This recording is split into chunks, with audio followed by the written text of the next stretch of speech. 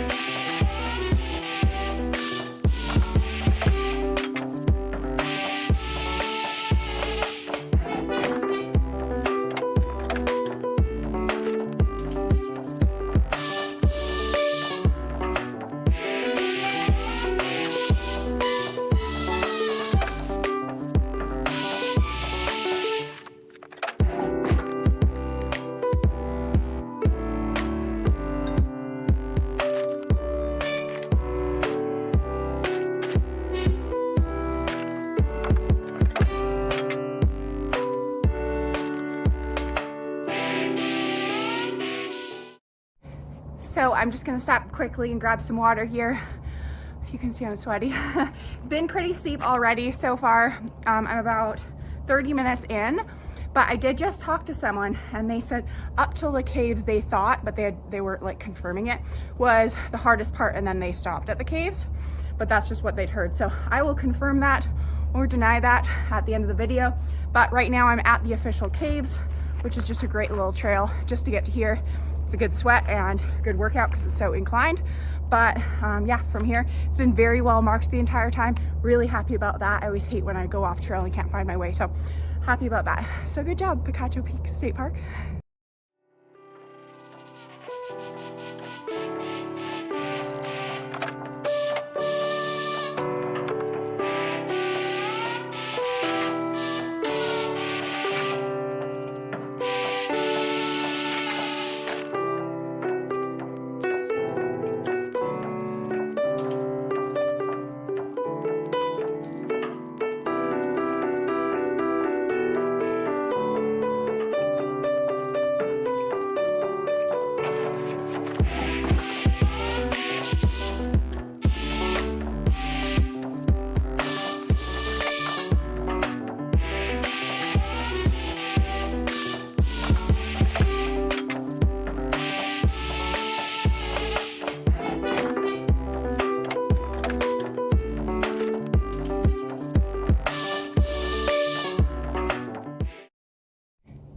when you get to about the 1 mile mark, there's a nice little bench here with a nice view. So if you're looking to grab a quick snack, this is a wonderful place to have it. If you have seen any of my other videos, you know that I'm a huge fan of AllTrails. I will leave the exact link below for which one I used here, but you can kind of see the dot there, and that's me. So I'm probably about 65% of the way through, but this is a great app because it even works offline.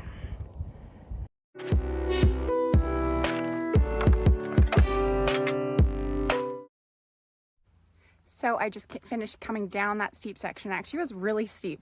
If anyone's done Angel's Landing at Zion, it really reminded me of that actually. But lots of rope. One thing that I would recommend is, like I said, bringing gloves, but not just bringing like cottony gloves. Don't just grab like cheap ones. Grab some with a bit of grip. And I'll actually link below mine that I have that I've really been happy with that are from Amazon. So if you're interested.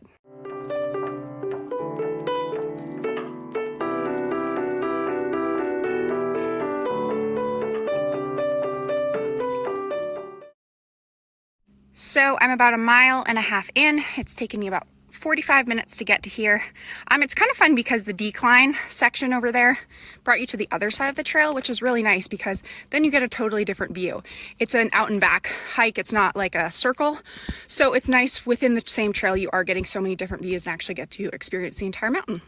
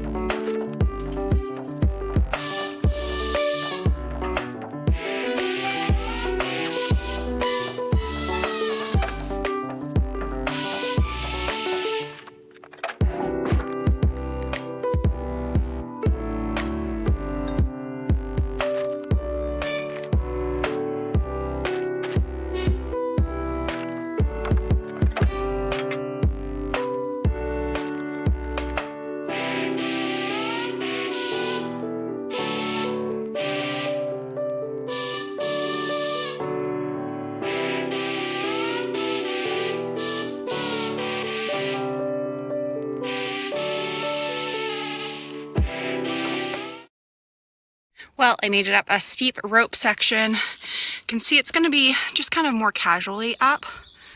It's kind of going to be, you can see one person there, going to be going around. I'm going to assume that's the summit up there, but it could be a false summit. But I kind of hope it's the summit. But it's really pretty back here, and it's actually really nice and shaded.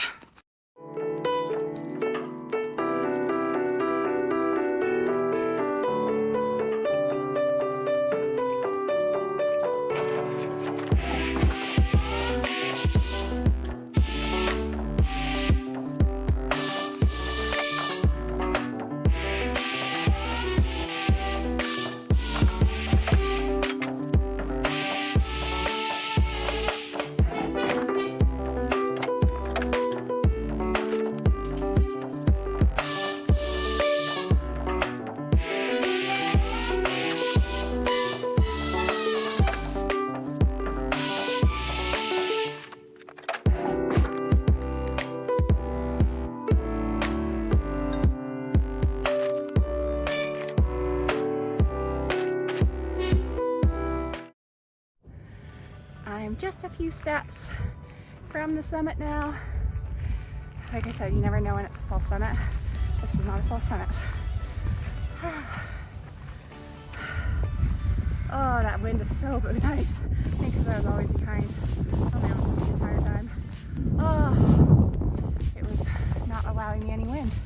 But this is so pretty. It's nice 360 views. So like I was saying earlier in the video, that is the I-10 down there. You keep going there, you're in Tucson, and you keep going that way, you end up in Phoenix, right beside the airport. So kind of fun, it's right off the highway there if you're ever even going on a road trip and going through. This has been an awesome hike. I've been really thoroughly impressed by it. It's been a beautiful day.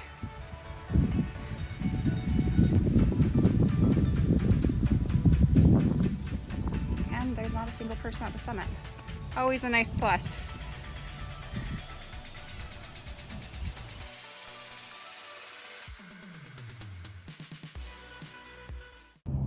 So I'm just a little bit down from the summit. By the time I actually finished a snack at the summit, there's about 8 people up there. So I was really lucky to kind of just get it to myself for the first 5 minutes that I was up there. I was probably only up there 10, max 15 minutes. Like I said, I enjoyed a snack, got some water in me, had a quick sit down, and now I'm gonna go down. I never really actually like to stay at a summit for a long time. My legs just start to get tired, and then I'm not super excited about getting down then. So anyways, the hike was not very busy, but there would be kind of like just little groups that made it a little bit busy in certain places. But like I said, I'm not sure if this hike would normally be really busy or not busy at all, because more people seem to be out hiking due to coronavirus. In general, would highly recommend gloves, like I said before.